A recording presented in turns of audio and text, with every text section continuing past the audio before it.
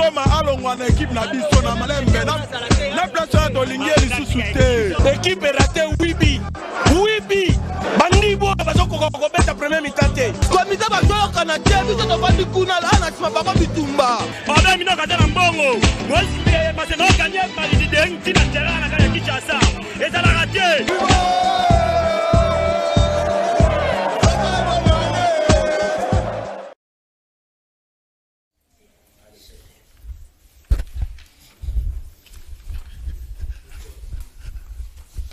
Batata ba mama bandeko nazana esenga ko eba ke bosa ebele libosa ba itano na bino ike pona kolanda tolobela masano tout à fait spécial toza bongo vendredi 25 mars 2022 natondi sami vraiment na esengo na ebike bosa ebele libosa ba itano na bino ike pona kolanda tolobela masano ya mokola lelo soki boko sepela na yango bopesa merci na Kuparbola oyo na moni awa liboso na ngai na moni Gaeta Kakuji siko na kangi kombono voilà Gaeta Kakuji azana biso Rodi Liwadi le grand cascadeur azali tolobela masano lelo ezabongo coordonné pa ya Jean-Jacques Lombela merci na Jean-Jacques Lombela na musalo za kosala merci na Freddy Takidi Adolphe Dominguez et Tata Mobich yene mutazana réalisation Pati Sumbu na montage ba élément Borolanda sans oublier Tony Binda Diata Bao.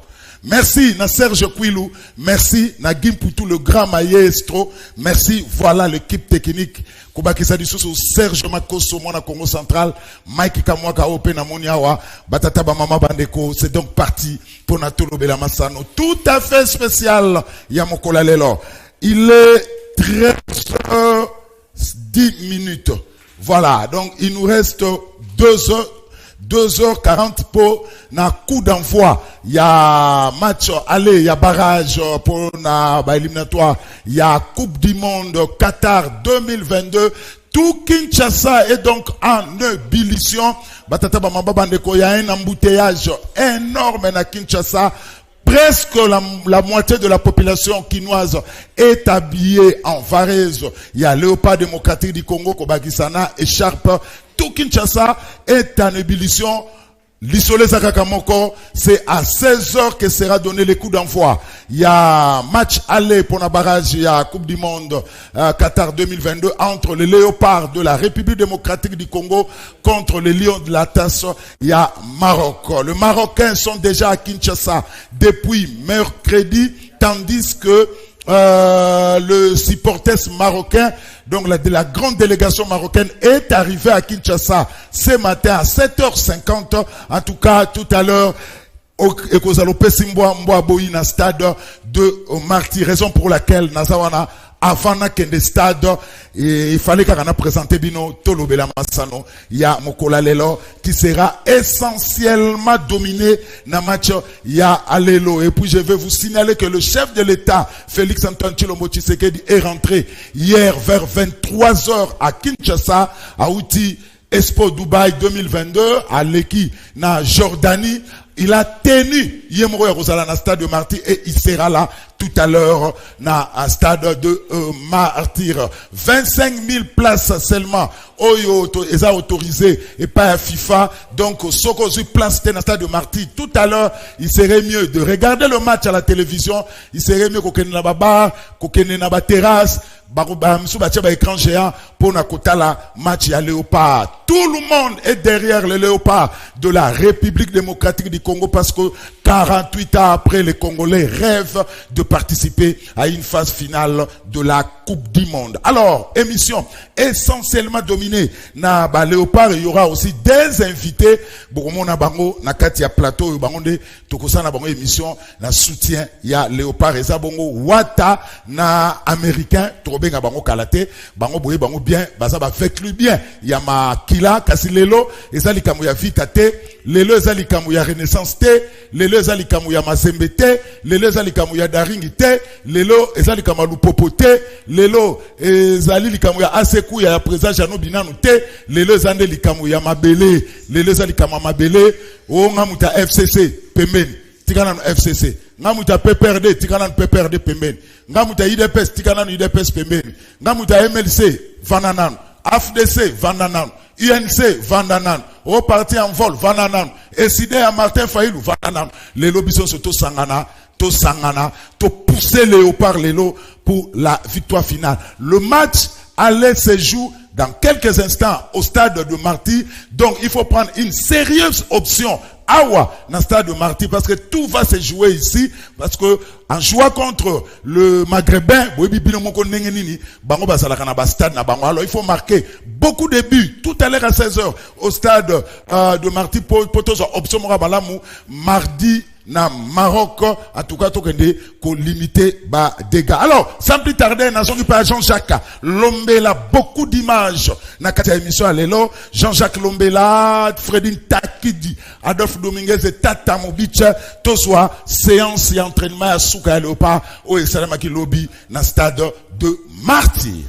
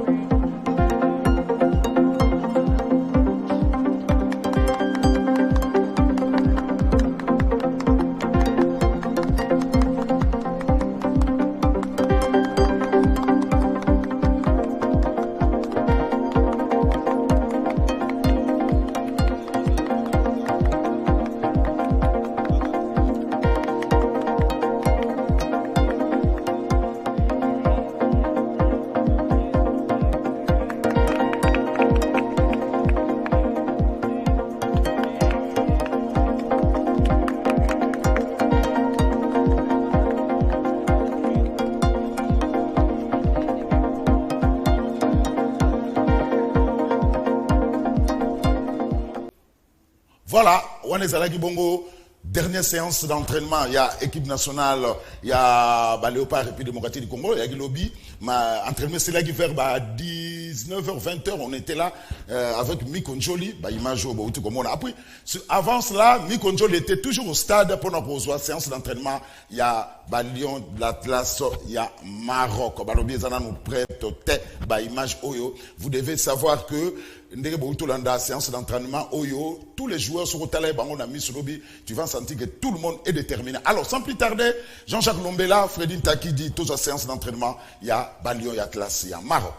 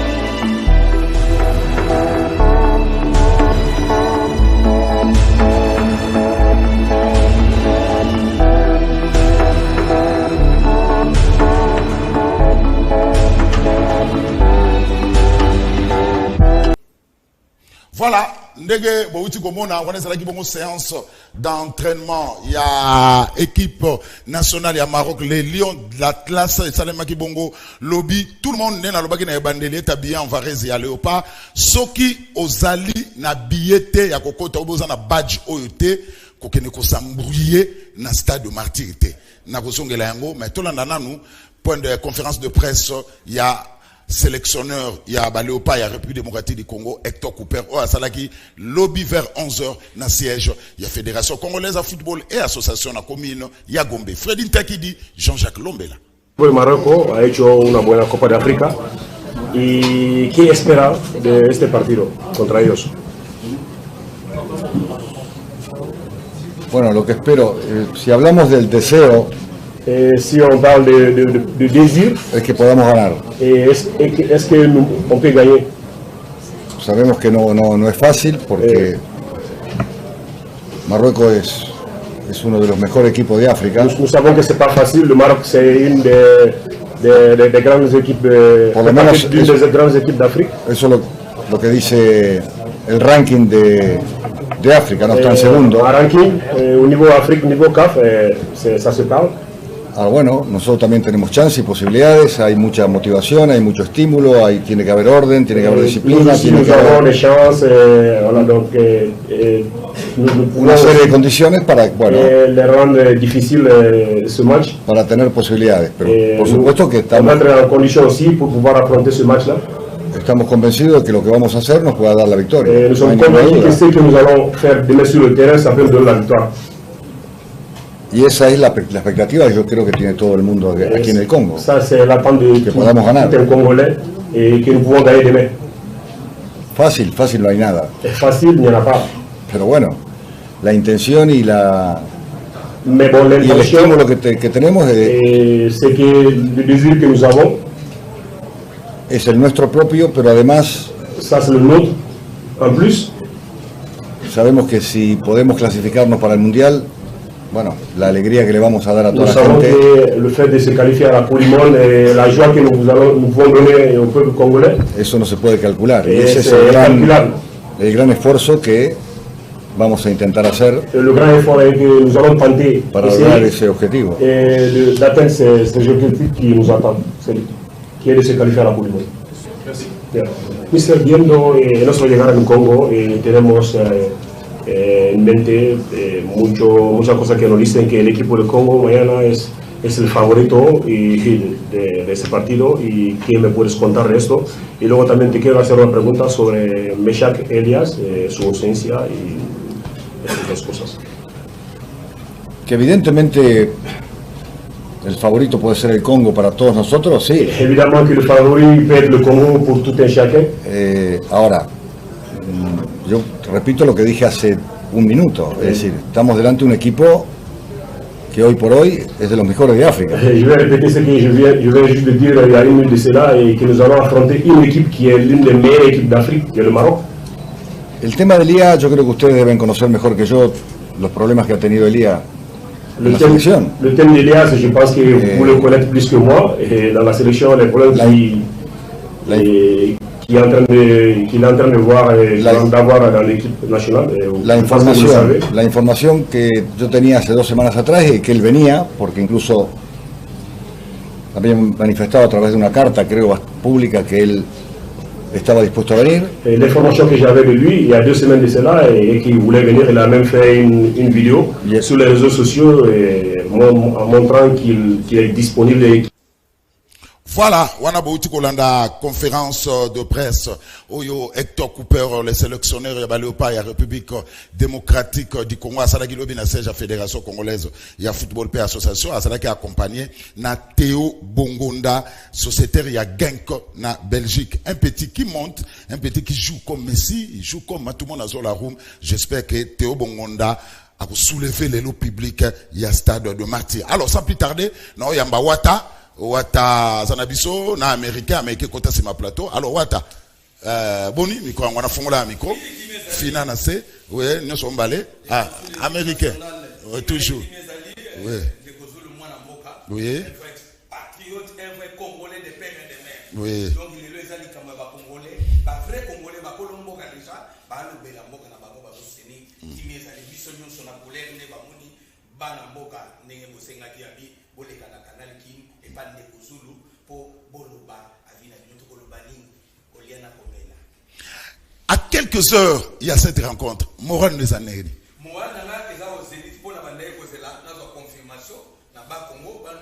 Ah, confirmation à Nini. Confirmation,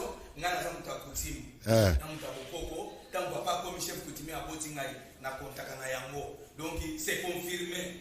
C'est confirmé, Léopard a gagné. C'est confirmé, Léopard. Voilà, Fina Makasi. Oh, kuna, voilà, allez, toke loba. C'est confirmé, Léopard a gagné.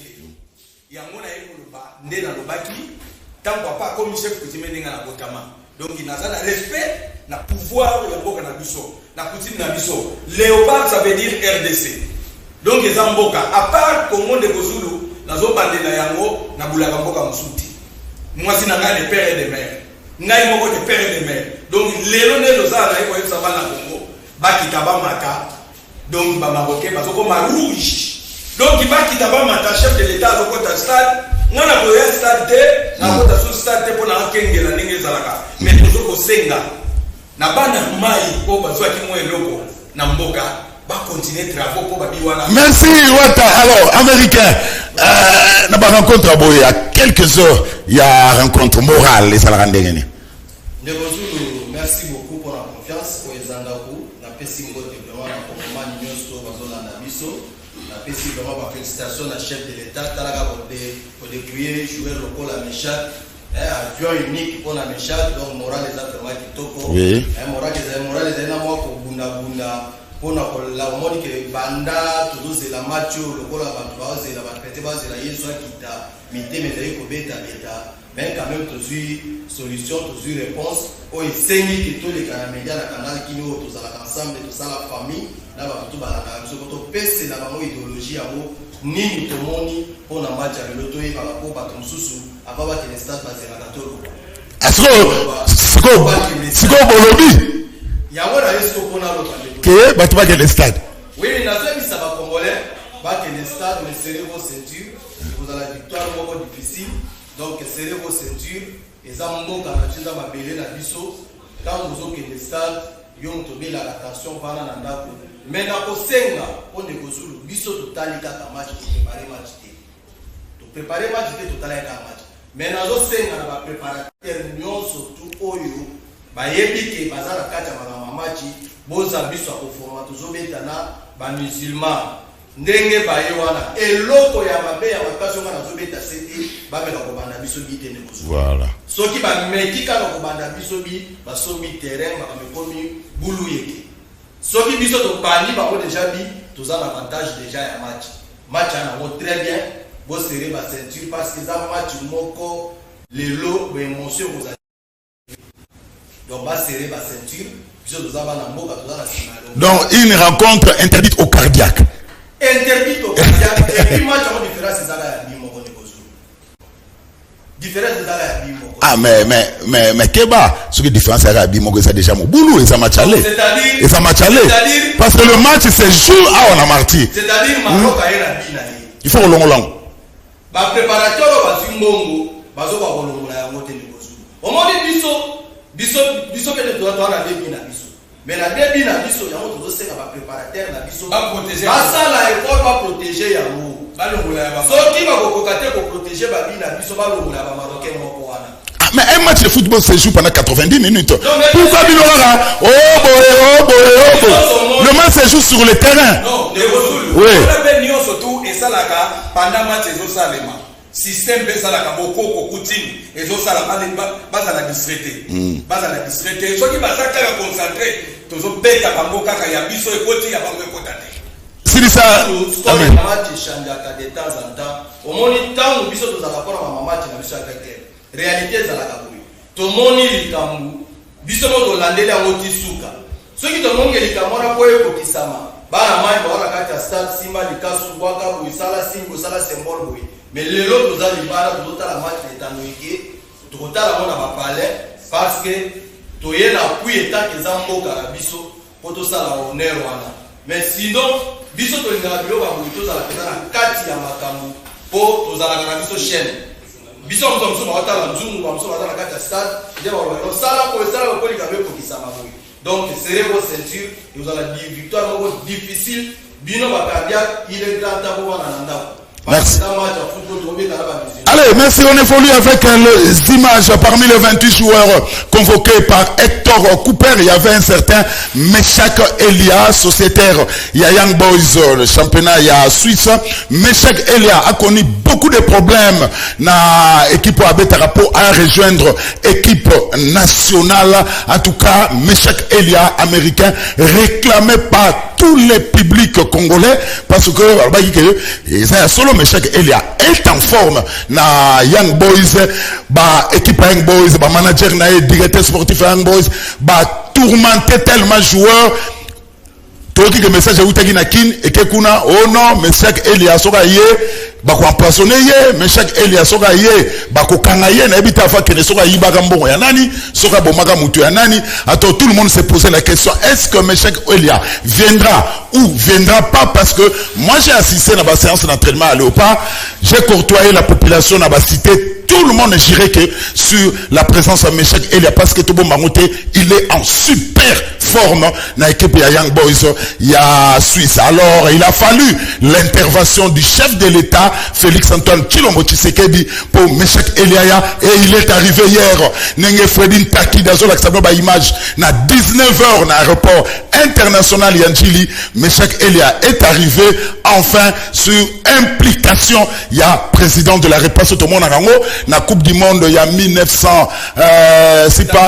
82 au Cameroun à Saraba merveille 86 je crois on n'a pas sélectionné Roger Mila, c'est le président camerounais Paul Biya qui a intervenu pour que Roger Mila a abattu l'équipe nationale. Mobutu aussi l'a fait, il a intervenu, j'ai oublié les noms du joueur, il a intervenu pour jouer on a abeta na Léopard na Tangasaï et voilà Félix-Antoine Tshilombo Tshisekedi a intervenu personnellement pour que Meshak Ayako Betae, Meshak Yewana, il est arrivé hier et ça a resté, il est bel et bien à Kinshasa, américain, Meshak Elia a quand même Kinshasa.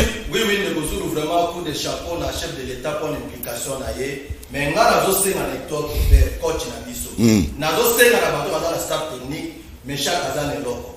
Meshak Azan, la voix du peuple, c'est la voix de Dieu. Au moment où il est loco, tout va se réclamer. Il y a une différence dans le terrain. Donc, mais il ne s'est pas entraîné quand même. Un américain, il ne s'est pas entraîné. Il fut déjà un joueur. Il a déjà plein championnat dans ma colo. Donc, il a empêché Meshak à marquer différence exacte. Azamona Moka, Bisotu Tulela qui Meshak aya, Volana Zui a pas maté, Momo et Koufi a pas maté. Bisotu ko sepela même avant match qui na suka, donc on a Meshak à maté na kata terrain des amo senga na biso parce que Meshak a un loco na kata terrain na dossier. Un loco. Meshak a un loco. Donc il faut na kata terrain to insister. A moi na Moka, biso nyosu ne to za ne kozulu na kosote. Tomona mona badoko na biso ana à part tozotala nani Théo wana tozotala na Meshak deux personnes tozotala lelo les restes badoko wana tomona mona bango donc lelo ezali match ya Meshak na Théo Bongonda po mwana wana balumba kosa wana jongo wazopesa tu espoir na kati ya Kongo ya kosakana ti donc ba Marocain bakozala bakozwaka ba carton oye ayaka visa ayaka na bali menabo ayaka ba prochain moko donc na éviter donc merci. Alors, merci, américain, oui, c'est Squilou. Voilà, merci. Alors, Wata, Meshak est arrivé, mais l'entraîneur est catégorique. À s'entraîner, à cause du risque qu'on a été remonté. Non, tu conseilles à coach à l'équipe nationale, et donc, vraiment, à ce risque, on a encore Meshak à sa jouer et à sa carrière. Il y a mon quoi, et ça a été. Mais n'est-ce pas américain au Tikoloba. Il faut confirmer. C'est la toute première fois à l'équipe. Ngaïwa Kamuma, Fatim et Tona confirmé que jouer Wana Azan et Lok. Mais alors, Nati, si vous voulez pas vous comprendre, ok. Et là, comment ça dit? Nazoya Bissaro de Kosoul Simba Datalero. A fait des matchs qui Meshak à Poti. lundi dimanche tokozala awa na plateau nakolobela ode na telemi yo kopesa nga kaka oyimisa $100 opesa ngai mais chaque soki akoti ata 3 minutes hello. Merci. Un dispositif sécuritaire au niveau. Il y a un stade de martyrs. Hier, on était là. Le vice-premier ministre en charge de l'intérieur, maître Asselo, a accompagné l'inspecteur provincial à la police, ville-province, il y a Kinshasa, le général Kassongo. On fait le tour du stade pour la sortie sécurité et Rosana Makassa. En tout cas, j'ai vécu ça. Ceux qui ont un billetté, ceux qui ont un éloque à n'allez pas au stade de martyrs. Parce que la FIFA n'a autorisé que 25 000 places. Donc, n'allez pas, n'osez pas, il n'y a aucun écossaire là, mote à l'Ikasu, et Talio. Parce que Tosuka n'a 25 000 places, il faut respecter décision, il y a à FIFA. Alors, Asselo, le vice-premier ministre en charge intérieur, il a visité le stade de Martin Soukanango. Natandaki micro, Boutalaba, Malobaloba qui na caméra, il y a Mikonjoli. La première disposition à prendre, c'est de nous adresser aux Kinoises et Kinois, principalement, parce que les Alindés Sika Bango, Bazali. Donc, sensibiliser Bango pour que Batuna Batuba Yoka que Tokoki ko compromettre victoire na bisoté. Otolingi tozo yango ndiawa. Tango tozo zwa victoire na biso, il ne faut pas que tochia moi loko moko oyo batuba ko kendo ko profiter na ba bureau. Oh, ezalaki boy, tout le monde a qui ezalaki 25 000 plus une personne. Tout ça la nyos, ezala au moins 25 400 et quelque chose. Comme ça, tokoye bandenge nini ya ko sécuriser victoire na biso. Ba kinoise na ba kinois o ba kokota na stade te. Varese na yo, même na salon na yo. Otala ka match na télévision. Tango tokoya soki to moni que porte nombre ezo ko kalisusu te. Ordre pas général Kassongo sa zuyango sikoyo. Muto akota te parce que muto akokota 25e plus une personne, la unième personne là ça sera pour que à compromettre victoire na biso. Tolingi yango te. Nga pas seulement congolais, o moni nga fanda kana ka kuna na Porto, na Moscou. Meya, na Moscou. Kuna peza. Kuna mwana via ya solo bolimbisanga. Donc ata moye zalaka ndeni. Mais il y a la peau officielle où les alliés, je serai à côté du chef demain pour une victoire. L'essentiel c'est que nous allons battre le Maroc demain. Apparemment c'est 3 buts à 1. Il faut quand même donner l'occasion aux autres. Alors, après le VPM Asselo, Mikonjo Latanagi Mikona, secrétaire général au sport, Barthélémy Okito. Bon, mon match à lobby photo gagnant. So taliba réglage nios sur tous les plans. Bablo est très positif. Victoire est allée moni et elle comme on m'a photo joie avance. Photo joie avance. Awana Kinshasa. Photo nous défendre en Maroc. Na stade CAF a autorisé 25 000 places. Hein. Et aux hommes on a payé les 25 000 étendami. Billets tels que vendus dans l'invitation, ils ont ça à 25 000. Donc, si aux fraudeurs, parce que nous sommes dans la chaise, ils ont un billet à un stade, ils ont un billet à la télévision. Ils ont la lobby, ils ont toujours regardé la même direction. Talaka Fachi Beto a s'impliqué Makas pour la victoire à lobby. Au Moni à l'époque, na 73, 74, tant on se qualifiait. C'était la même, donc ils avaient le même scénario. Tobetana ba marocain, président Mboutou bena Kita, à Solona ba joueur, et aussi ba joueur, bon se qualifier contre ba marocain. Tokotala, ngaimona ibilo en salle. Roi Maroc pe a aussi ba joueur naé, bon se qualifier. Na opé Sabino bandako biloko ebele les aïe pena guerre. Mais à l'époque on a dit que Tochaka bango 3-0 talaka ba Jean Kembo hein ba Marocain ba compter ça à 2 buts mais lobby VAR ekozala donc VAR ekozala ekotala makambo ya contestation babi ekozala su te ntango mboka na kotia bi ntango bakamba kotia bi ou bien Ben Malango ou bien Meshak ozomona donc babi ekozala su te oyo conteste ndenge bacontestaki à l'époque aboyi kutu kobeta match retour donc ya lobi maintenant VAR eza déjà arbitre sud-africain, un des meilleurs arbitres en Afrique. Donc, Bikamu ici na Ebisiolobi, somme. Voilà, alors, américain, na Wata, Bouébake, Varizali, le stade de Marty. Donc, le Luzali comme Aboué. Varizali, vidéo le Luzali. Première fois, tout le monde a vidéo dans le stade de Marty. Ça, c'est de 1. De 2, est-ce que nous avons, cette sélection sera-t-elle capable, il y a que broyer le lion d'Atlas, Bajouro, et tout couper la bénicie, n'a pas une américaine. Oui, tout à fait. Tout ça, vraiment, dans la talent, sur le bien, sélection en Sali, je crois, au monde. Et bien, dans le c'est la meilleure sélection. Oui, la meilleure sélection, sur le Tali, que coach, mondial a sélectionné, Bajouro, pour plus, même dans la club, la Bissonio, surtout au championnat, Babomi, au Bakati, a joué à ta joueur de mon côté. Donc, ça vraiment a félicité. Joueur, moi, garder le moto. Oui. Sur le 28, un seul joueur local. Garder le moto. Il y a des réserves. Troisième gardé d'ailleurs. Et puis, Négouzou, si cela dépendait que de moi. Ah, ça a raison. Le moto, ça a joué à consulter. Il y a Hector Cooper et moi. Donc, voilà maintenant le moto, donc, filet, Madoussou, Yeti, fallait que nous attendre même gardien et l'eau. Fallait que nous attendre gardien, mais c'est pas moi qui l'a pris une mise. Mais gardez le propos, c'est ma table, non? C'est ma table.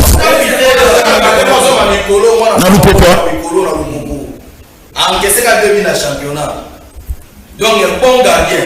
Mais sinon, vraiment, pas jouer tout à suite, mais ça vraiment pas meilleur, je vous dis des jours. Pour qu'il y ait des musulmans qui se les caillent, les musulmans, qui se les caillent, mais sinon, sélection, tout ça, dans le lot. Il y a un autre signe là. Il y a beaucoup plus de la partout. Oh, il y a un petit match, tout est payé, mais on peut se totaler là pour ça. Tous les signes là, on va mourir. Sauf qui va à ma casse, va être fait bika à Maroc. Tout le monde va Maroc 2-0. Sauf qui va à ma casse, Maroc avec au Bandabisobi, match compliqué. Parce que l'ima à Maroc, va côté la force pour assumer déjà terrain. D'où les Léopard il va Bandabi, Maramez à la bien. Voilà. Donc, on va à la unité parce que bino tout le monde est déjà stade. Bino tout le monde est côté bino bokinaka. Vous avez la stade, mais on va pas les bêtes à déjà banana mutu. Américain. Alors, Wata, quand on voit Bakambu, Demersi Mbokani, on a fait appel à Gaël Kakuta, c'est la saison bien à niveau Lens, na première division en France. Yohan Wissa, après Lorient, il a été transféré dans la première division en Angleterre. Il est là, Edo Kaimbe, première division en Angleterre. Voilà, il est là, il est arrivé, Chancel Mbemba, Marcel Tisserand, Libombe, Louis Ndama, Soso Moukoko Amale en forme. Alors, est-ce qu'avec cette équipe, Léo trouve ses plans à stade de Marty? Ce que tu as dit, ce que tu as dit, Bakam, ce que tu as dit, Soso Bamouissa, tu as dit présence, tu as dit Watabumba, présence, tu as dit Oyasole. Vous comprenez? Vous sentez que nous avons mais on sentit que nous avons coûté un Watabumba américain. Na ba doule au senti que non mama bandi wa comme rouge lelo po ba tona ba esprit po bi ba bieza ba bindi ngeza wana ba tulana pata ba mona belé po fati beto ancien gardien à côté masolo na niveau ya sakanate mais yango tozo ko beta c'était ba borizali bino ba to côté na star pe bino ba ko côté masolo botele ba pato et tout fait mon bon na bango po o ya biso evanda libela. Sélection, on a vraiment félicitations à coach et vraiment coup de chapeau, le goal a pété ailleurs, le goal est lourd pour les alliés. Vraiment, le lourd va pas les athées. Mais mini toujours au Senga, bateau va continuer à stade. Baye baka. Pour y avoir des Senga, quand ils sont tous les gars, mon nez n'a pas de boue. Nyoso est à Kali. Ce qu'on a dit, on a fait un mouvement et on a fait un mouvement. Voilà, merci Wata, nous courons derrière l'État. Alors la mobilisation est totale, tout le monde ne jure que sur la victoire. Il y a Léopard, oui. Vice-ministre. Il y a intérieur. Moi, j'avais un solo. Donc Daniel Aselo. Comment les a Daniel Aselo. Selo à Daniel. C'est quoi moi n'avais Kalami l'idée vieux tous les télécommunicateurs y a vite à Bakolo avec clair. Soit le biyaka oye, soit le biba. OK. Bango na maman besinga za kalate na ministère Tuzoya. Voilà, c'est bien dit. Alors la mobilisation est vraiment totale. Tout le monde n'est sûr que sur la victoire. Il y a la République démocratique du Congo. Il faut gagner ici par. En tout cas, il faut tout gagner.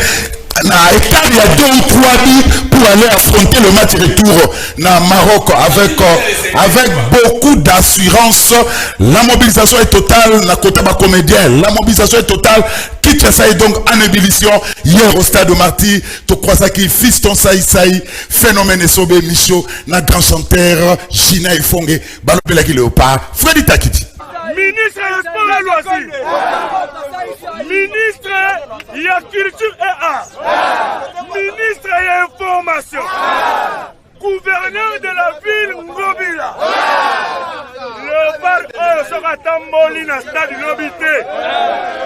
C'est que Congo Bénin, tout ça recoupe.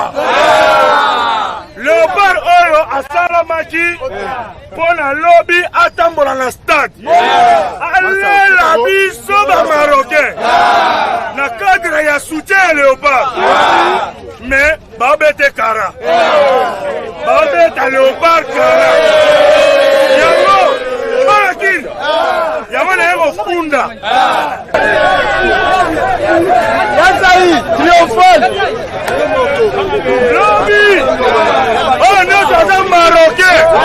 Moutaroni à l'année. Yéyo. Basoué à Léopard. Donc, le lobby est à vous. À vous.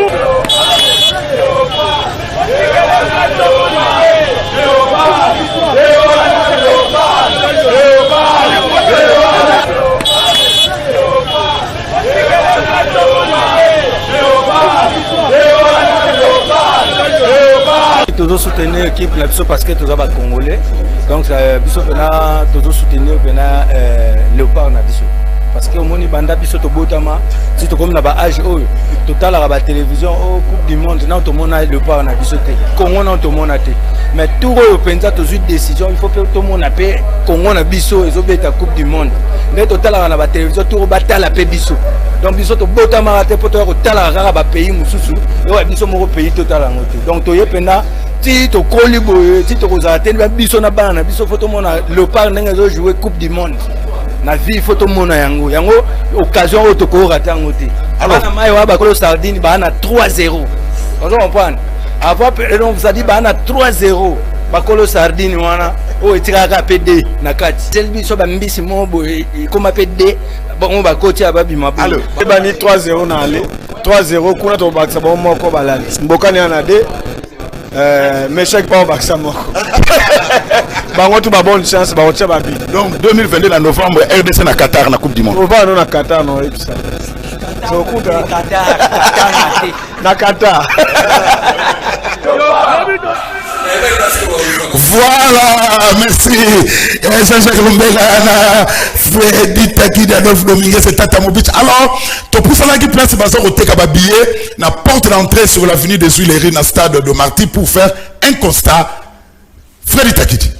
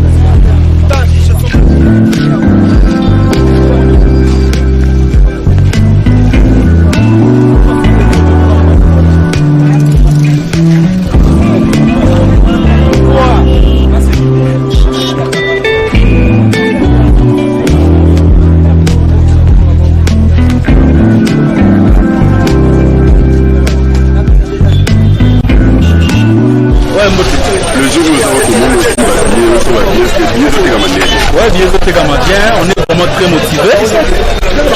toza na esengo makasi parce que motali mboka motuba. Alors on est vraiment très motivé. Toya lozi ko soutenir ba joueur na biso. Debi ke to gagner. On veut kabandi bwana 3-0.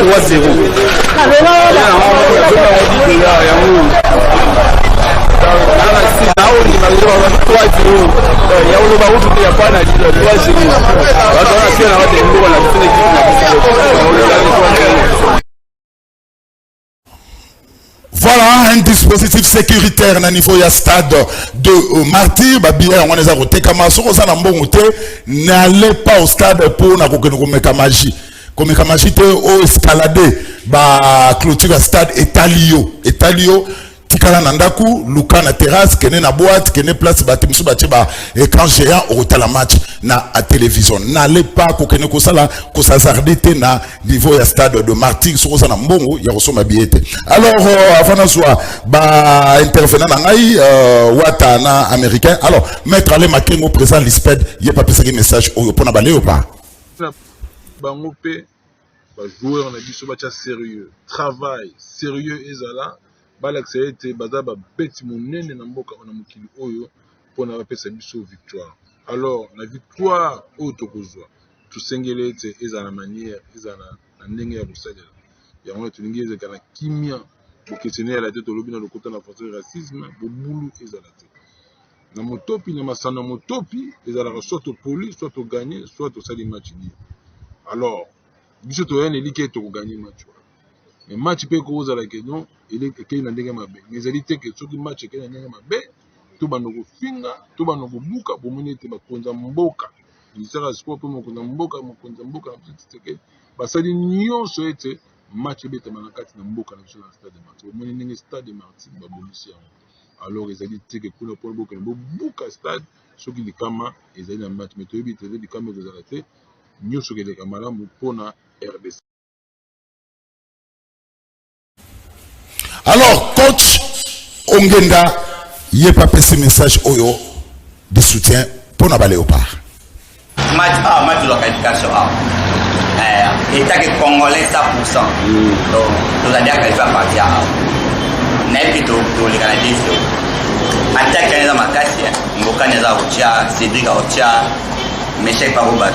Mais toi, on a deux bindénga à yébe, bindénga à mouni, tous à gagner des tirs. Donc, mon canina, Cédric, Ponanga.